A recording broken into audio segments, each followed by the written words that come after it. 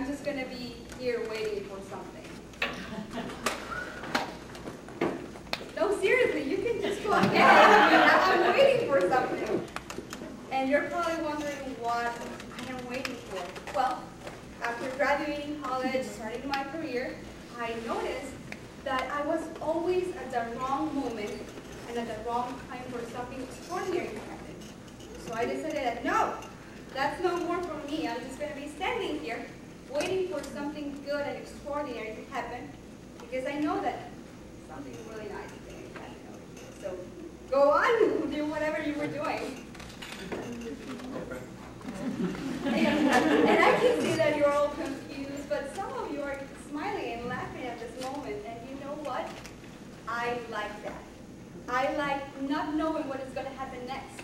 Who would have known that just because I'm standing right in front of you, I would grab a smile from all of you?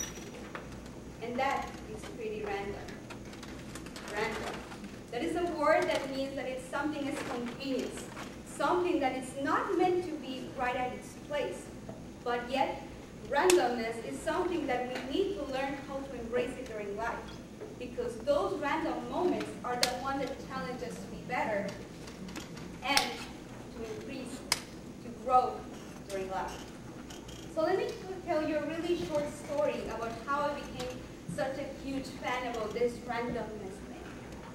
Back in 2006, yes, a long time ago, not so long, but I got a scholarship to come here at UFO. And I remember so clearly the plane, the trees. Where I live, there's barely water, so there was a bunch of water everywhere, pictures because of the trees. And then I remember during my freshman year, we went out for dinner to the Chinese place here in town. And I remember opening my fortune cookie, and who would have known that that fortune cookie would have changed my life?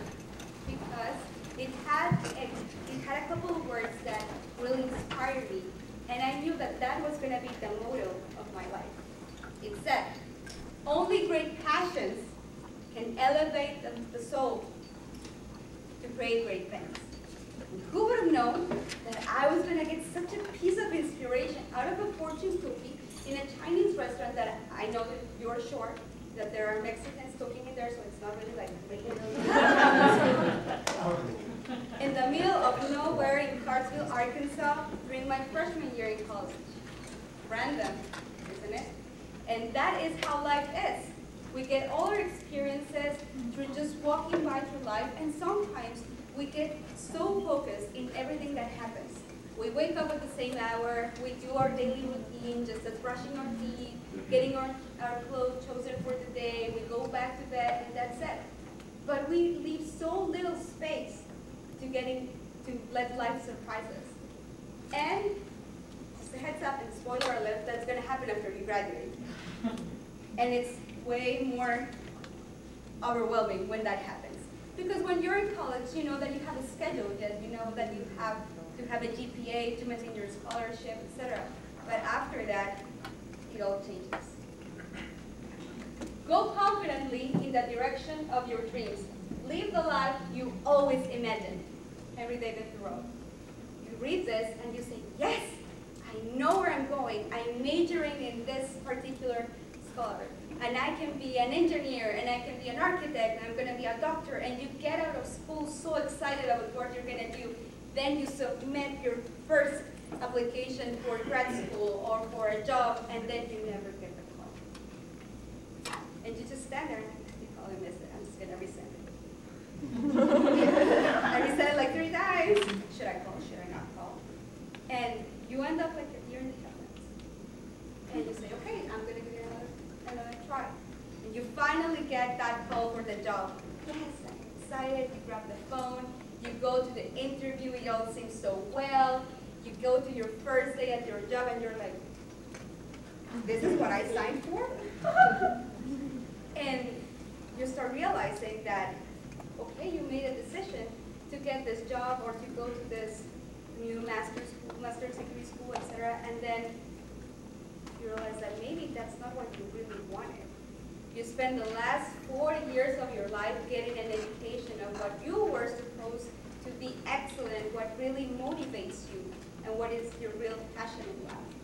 then you go into the real world and realize that maybe that's not it. And there's only two scenarios out of this. You can really grab the opportunity and learn from this new job or from this new scenario that you're facing, or you can go and cry home, which is not really that recommendable because you're going to miss so many things for doing that. One of the best things that you can do is to be informed before you get a job. And this is not to let life surprise you that much. You really have to get some room of it, but you also have to be informed to make the best decisions. Because if you don't, then you're just going to be embracing all the random moments, but without the growth. And that is what life really wants you to do, to throw you that curveball, but know how to hit it and become it a home run. Any baseball players over here? I think they got my analogy and all this. So, top 10 jobs for growth and employment rate. And this is all for the US. A registered nurse, a software developer, pharmacist, and if you see, most of it is going to the information and technology and to healthcare. Because you know why? Because there are more video games now, and people get really hurt of their thumbs, so they need someone to really take care of that. I mean, that's why they need. I mean, they all go together. But in the end of the day, this is how it goes. People grow older, and we have more technology, so we need to know what is going on in the future. This is for all of you that are thinking about what am I going to do after I graduate? Is there going to be a room for me in this industry? Well, these are the ones that are almost guaranteed to have a job. But what if you're looking for the money? So this is the people that are going to be earning a really good income for the next years. And you can see that there's a more variety over here, more of what we know. You can be a surgeon, a lawyer, a sales manager, most of the things that you see in your education, and you can look forward to it. So don't worry, don't be going hungry. But also, there are some others that don't want to be stuck in a cubicle all their lives, so where are the happy people? Because when you think, and I'm sorry, Mr. Rossmeyer, but when I think of an accountant, I see the person in a cubicle just and that's no life for me, but some of them just love it. Look at them, they're the number 8, so they're not that unhappy. So you can be an executive chef, a property manager, and there's a bunch of new things that you can do. But what is the key to be happy in your job besides the salary? And I think it all lies in passion. And that is not something that you can put on your resume, although I did. I'm not sure if that was the smartest thing to do, but Ms. Spicer is not here to criticize it, so I'm going to go ahead and say that that was a good election. But these are the skills that are mostly looked for. Teamwork, entrepreneurship, and probably you're familiarized with some of them. You actually have them during school, in teamwork for your projects in class, or when you're in an organization. And you don't really realize that how good you can be at things after you don't have like your own comfort zone. You go back to in my case, I go back to my country, and I think that working with people is so easy, but because in here I got the chance to speak with people from another country, from different parts of the US, and you learn from them in a way that you know how you can deal with each other. You work under pressure. That finance paper, that strategy paper, it really pays off after a while. And it's not that stressing after a while. Actually, I don't think I ever did something like that after I'm in my job. So I think back, and I shouldn't be saying this, but that finance paper done in 8 hours before it was done, paid off. Now I know that I can do it, but I should really be that comfortable with that. And your computer skills, believe it or not, they really want you to know how to use Word, Excel, for PowerPoint presentations, etc. But you need to have those skills because you need to communicate with others. Social networking, we all love Facebook, we all follow someone on Twitter, but you need to know how to develop it in a more professional way, because what you post in there, whatever you can post on Facebook and on Twitter, can also be a recommendation letter for you in the future. How you think, how you collaborate with others, how you spread the word about things, what is your interest. Everything is counted in this world. And finally, and you probably know about the most common of it, is leadership. But leadership, when you go out of school, not necessarily means that you can lead a group of people, that you are their boss or their leader. Sometimes leadership means leading with your own boss, managing how to have a really good relationship with him or with her in order to make the company grow or to endure into embracing new projects. So that is very interesting for you to know, because when you go out there, you think you're ready, but there's so much more room for improvement. So basically, when you choose your career, which is different from choosing your major, it lies into these two things. What I do, what am I good at? Do I like to write? Am I good at giving speeches? Am I good at talking with people? What is it that I have the skills to perform? And what I love to do. And then in the middle is what you want. And this is kind of tricky because you can focus so much in what you're good at that you get into a comfort zone. Or you can get into what you love and maybe don't get paid as much have. But what you want, wanting is the top part of self-actualization, of Maslow's pyramid. I remember that of servant management. So you can have your basic skills, but wanting is where the passion lies.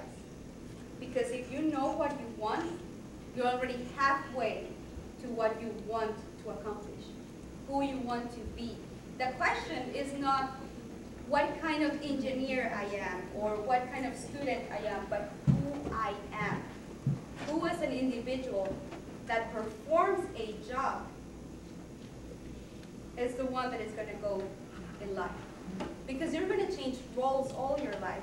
You are first, you're a son or a daughter, you're a student, you're a college grad, you're an engineer, you're a wife, you are a grandmother.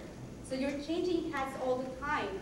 But as long as you know who you really are and what you are passionate about, that is going to help you go through life and be successful.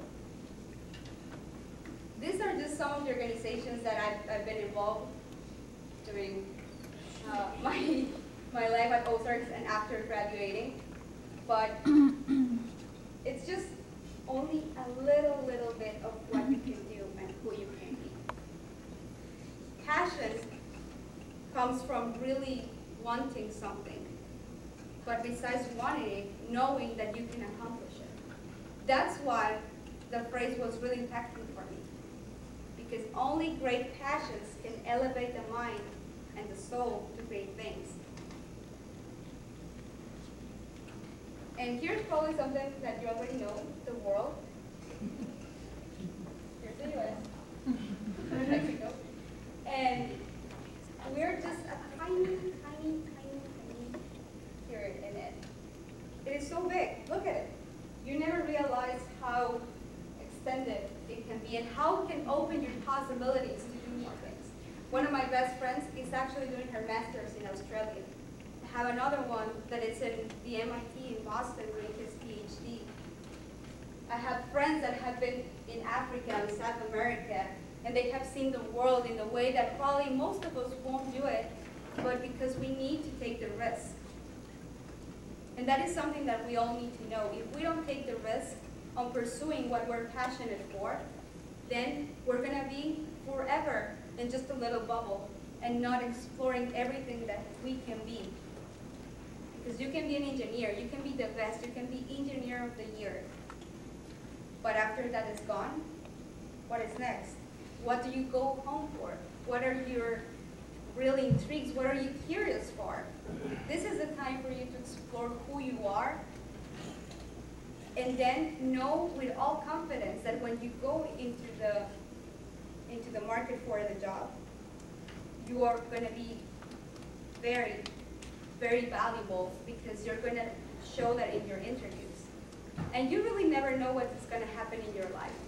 For example, as Dr. Casey mentioned, I started as an administrative assistant at a school. Then I changed into an insurance company. And now I work for the mining industry. So I went to doing some administrative stuff, like all the labels for the folders and other, filing things, etc., to be sure about knowing statistics of how long people live or how insurance works, etc., to now be able to find a nut or a scoop tram from anywhere in the world. So sometimes I can go by the highway and I can see a John Deere machine and I know which machine that is. And that is really scary sometimes. That I see them and I know, this is part number 9B, etc. And I just need something to shut that off. But it is fun. It is fun because you never know what is going to happen. You never know what you're going to learn. And you never know what you're going to fail in. You'll probably go into your job or into a new opportunity thinking that you're going to succeed. And then you have your first failure. And that is a huge test that you can have. Because if you know what you want and who you are, you can take that and make that as a growing opportunity instead of just bothering yourself about what just happened. And that is a test for everything, for how your family is going to react, for how your friends are going to be supportive, for what you really, really want. So for me, passion plus a dream, and notice how I didn't put a vision, because for me, having a vision is just to probably limit it to something. And you know you can see it, you know that you can look ahead in the future for something, but if you don't dream about it, if you don't have that side that you're gonna finish it, that you can just, I don't know, you get so ecstatic just thinking about it, it's not gonna be the same. Plus your skills. If you're good at computer programming, if you're good at designing, everything is gonna lead up to happiness. It's just as simple as that, but unfortunately, during our way in life, it's not gonna be that simple. And that is good. That is something that we all should know. That probably getting your first job or getting into your master's degree, your doctoral degree, or even getting a boyfriend is not gonna be as easy as you think. But that is fun. Because then you're gonna be knowing more about yourself. And every time you walk into a room, you're gonna be more confident and happy of the reason why you are there. And we must all remember these immortal words. Just like I saw the fortune cookie with the quote, this one also was very impactful for me. That life is not measured by the number of times we breathe, but by the moments that take your breath away. That's it.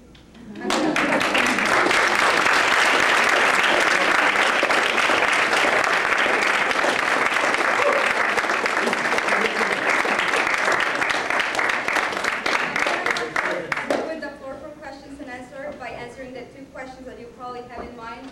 Yes, I am very short. I'm actually 4'8", and no, I never made it into the basketball team.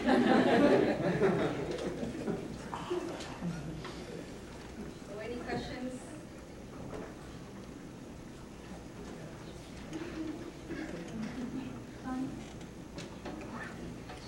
Wonderful to see you back on campus. You had lots of organizations from your college career up there that you showed. I know you were involved in so many more things than just those.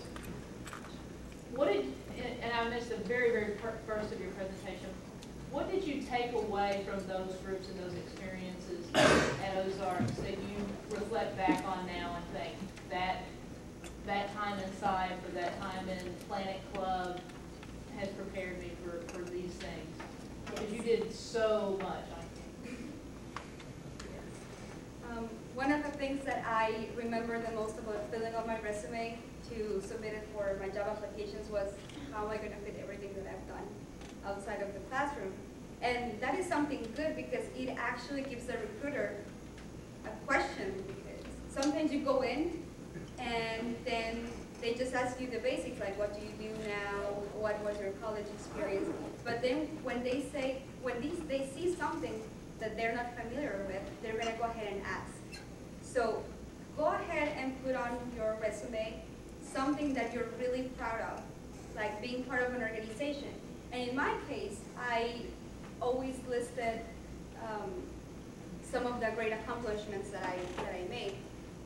But at the time that you go past the interview and you go into the workforce, one of the things that really helped me out was that I had the opportunity to get involved on campus and know so many people from different backgrounds.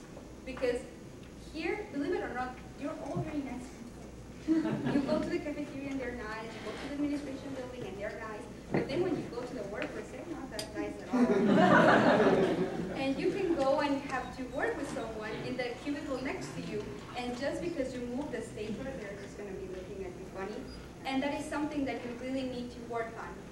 Talking with other people, knowing their backgrounds, I really regret not knowing more about sports, because sometimes, even though we're more females in the office, my bosses are male. So I just want to say, like, oh, you know how we won the game last night, but I can't. So something that is really useful for all of you is to getting involved in campus and to know people from different backgrounds, not just work with them in an activity and not talk to them. Get a chance to know about what they really like, their favorite memories, what is their favorite color, what is something that they would like to do in the future, etc. Because you never know who that person is going to be in the future as well. So that's. What do you think we should do? Like, what is your advice on what we should do after college and before we have a career? Like, I think all that has a very personal meaning, but if you're sure about your career, if you know, like, I am going to be a lawyer, for instance, go ahead and apply for that grad school, because I know there are certain careers that you can wait 2 years, for instance, to go into a grad school for business. But the first thing that you can do is to take a deep breath, and really realize that you're out of college. And then when you're writing down your resume, you realize what you're really interested in. Hey, I never noticed that I went to so many SIFE events, or that I was so involved in sports. Maybe I can look into something like that. Because in school they teach us that, for instance, marketing, all the big PR campaigns, etc. And now here I am as an operations management, and I know I should have taken operations management. But that's something that is pretty useful, to just take a moment and know what you really like in life. If you really like to study, if you're really passionate about going into a classroom and learning, go to grad school. That is something that you can take the opportunity, because then when you go into the workforce, you start earning the money, and it's really hard not to, you can save it, but it's never going to be enough to pay for grad school in a more balanced way that you would want. And you can go ahead and get into a job and start escalating, but you're always going to be like, well, maybe I should have gone to grad school. So hold that thought. To answer your question. Your question. Mine? No, his question. I hope that helps to answer your question. I know when I started out after grad school and so on, I realized that I didn't have the skills I absolutely needed. What skills did you have to learn and enjoy learning that you didn't come from here to, but had to quickly catch up? Yes, I think one of the ones that you really need to start working on and that are going to be really useful is to be organized. And that is something that some people already have, but some things that you can be much better. And you need to be quick, because at least in the mining industry, everything was due yesterday. So when you don't get that screw from on time and they stop the mine, no. So you need to really get organized, and you need to know time management. That's another thing, because you can know where the pencil goes and where are the files, but if you don't know how to organize yourself to do everything that you are supposed to do during the day and the day after, then it's going to be really, really hard. And you push yourself not only with the school, but only at your house. Hey, I need to make some time to wash the dishes, or even to make time to be with your friends or with your family. That's also a really good effort to make. Karen? Yeah, you seem to be very energetic and full of knowledge and passion, but and like any employer would want to hire you just by the way you talk and carry yourself. But was there any like situation of difficulty or like even a failure that you faced and how you faced it? Yes, and one of the things that was really impactful for me going back to Mexico is that they do discriminate for the jobs. Like in here, you cannot post that you what your marital status is, or your age, or your religion. Over there, if I want a manager, male, 25 to 35, single. So you cannot even apply for that job. I mean, you can have the skills and the time to do it, but you cannot even apply for it. And I remember that one of the biggest failures I had was that I was applying for a really, really cool job for corporate responsibility with the ISO organization, the International Standardization Organization. And they wanted someone to coordinate the northern part of Mexico. And I made it to the 6 out of 7 phase of the interviewing process. So I was really, really, really close to get that job. It was really good paid. It was in town. It was about corporate responsibility, which I really like. But sometimes you need to go through more things in life that are going to help you to enrich you and to know the value of things. And one of it was an essay. And I remember so clearly that you had like 7 million pesos, which is like $700,000 to do a project. And I said, well, that's a lot of money. I bet I can do a lot of things with that. And not just by looking at the cost of computers and electronic systems, you see that that's not enough money. And you write your essay and you think, I think I did well, but then that was the part that really didn't fit with them. Like, they knew that I had the energy, they knew I had the passion, but they said, but you don't quite really know how to manage the money and the financial services, because you can do many things with $20, but you really need to be careful with 7 million pesos. So that was a huge experience for me, that not getting that job, but that also made me more conscious that I need to learn more, which is why I spend more time in having a job and continue with my education at the same time, because it's always good to do that. If you get a chance, go and enroll into a language school, learn some Spanish, learn French, or have time to do community service. Because if an employer sees that you have time to manage 2 things, then you can do wonders with whatever you have in your job. Did you learn more in college or on the course? What? Did you learn more in college or did you learn more in the workforce? That's a really tricky question.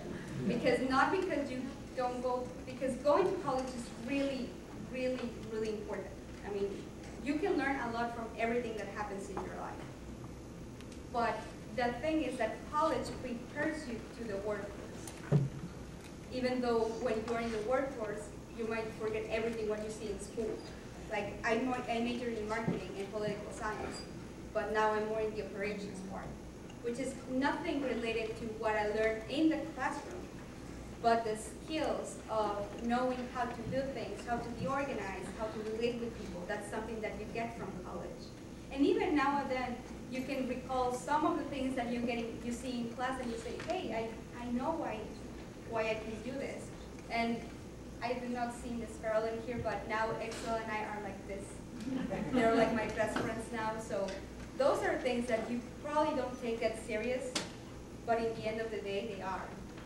Making a key count or anything that you can see in class comes to life on the workforce. And even if it's not applied, it is a really good icebreaker with your coworkers. Hey, I saw this in class, and this is why I think we should do this and that.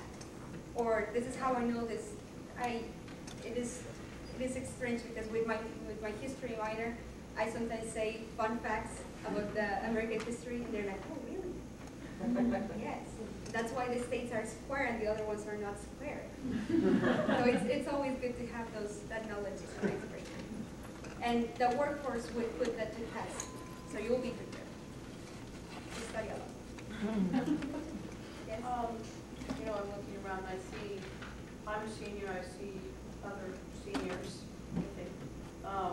What would your advice be for seniors besides, obviously, keeping up, making good UK, not slacking off, but like so that we don't wake up, May, I don't know, like 22nd or whatever, like,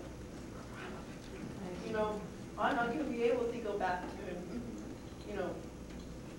the JLC. I'm not going to be able to go back to Smith Dorm and have a place to live. Like, what would you tell seniors? Like, what piece of advice would you give them to start now so they have an easier transition? Well, first of all, you have to enjoy in a healthy way your senior year. Don't go all crazy and excited. It's good. I really regret sometimes that I didn't enjoy as much as my college experience as I did. But get a chance to meet new people in the classroom. Turn around, and if you don't know the person behind you, ask them their name. Try to be in a team with them. Or go out to the lake or some places that you think you never were. And also, and something really, really important, develop a good relationship with your teachers, with your advisors, because I still send some emails to Dr. Parks. And even though I'm really bad at email him, and sometimes it passes a long time when I get an email from him, it's always really, really good to talk to him. And sometimes you get an outside perspective from what you're doing. And you get reminded of how good you are actually. Because in the workforce, you're gonna be like, hey, you needed to do this, and why you didn't do it. And it's pushy sometimes. So you need those words of hope, if you wanna call them like that you're gonna endure this and you're gonna get together. You're gonna get it together and go on. Also is, as you probably know, get involved on campus. There are so many things that you can do. And even if it's not as an officer in an organization, just go out to a movie night. Go to a campfire. Go to a speaker. Go to whatever you wouldn't be comfortable doing. Get out of your comfort zone now, because whenever you go to the workforce, that's what they're going to be asking you to do all the time. So challenge yourself because you can actually do it. Any other questions? Yes? You said you worked in insurance, and now you work in mining, and you've had all these different jobs. Like, how did you find the jobs? For example, like, did you use Google the them. internet? Did you use? Google them. You Googled them? Yeah, I actually Googled them. I am so impressed with how that happens. Like, I couldn't even believe that in the past you would have to go to a newspaper or go door to door and leave your resume. No, it's not like that. You don't spread your resume like if they were flyers anymore. But yes, I do use Google. It's a really handy job. Get a LinkedIn account, everyone. Get a LinkedIn account, a professional LinkedIn account, please. And if you have Twitter and you tweet about other things, get another Twitter account to tweet about, oh, here's the economy today. Not about, oh, that hot soup was so good. So you need to keep a balance between those two. And you can get a job with LinkedIn. Go to career services with Ms. Kimberly Spicer. She was one of my bosses here on campus, really good lady. Go ahead and talk to her, talk to your advisors. That's another way to get a job. And never, never, never underestimate the power of a business card. Because you never know who you can call out of that business card and get a job, or not even get a job with that company, but with someone else that thinks that the profile fits. So that is something that you should really do in order to get a job. Go into websites, keep posted with what the alumni office has, talk to friends. And also something very important is that when you graduate school, and you can be really involved on campus, but take that involvement into your community. You never know who you're going to meet at a business party or at the movies, going with your friends, etc. But you need to make the connections with people by being involved with your city, with your community, with your town, etc. But in that way, you will find more about the city, know how it works, And afterwards, it will be much easier for you to get a job. And if I don't have a business card with me, my idea was to never underestimate the power of a business card and have like a bunch of my business cards, but I couldn't get them. But if anyone wants my email, we can email back, and if you need help with anything, I like to look at resumes and help out with people how to make them, so I'm open to that. If you want to go to Mexico and learn Spanish, also that's a good opportunity. Another question?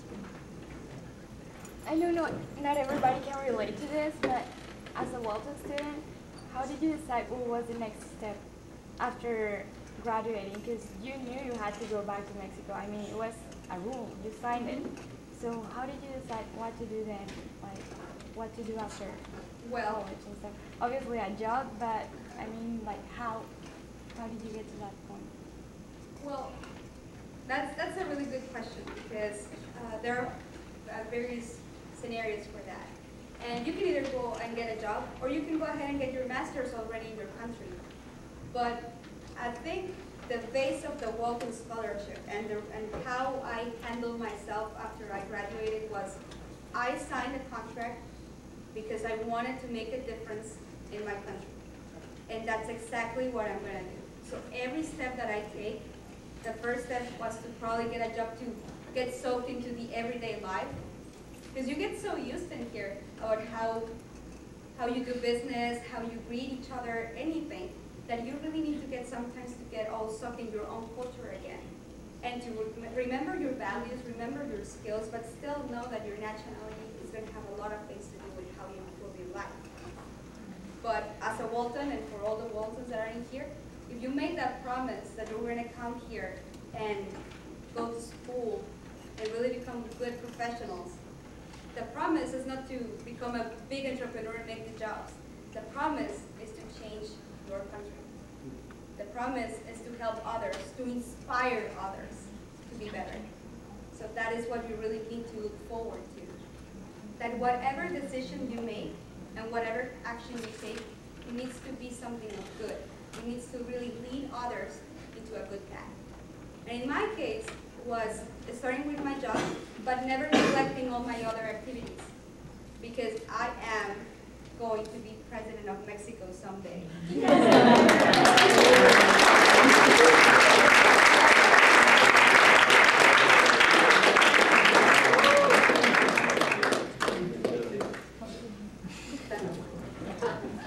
More questions?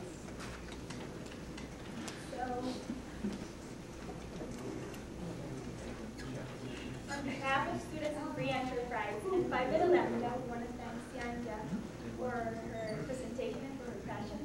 So thank you very much.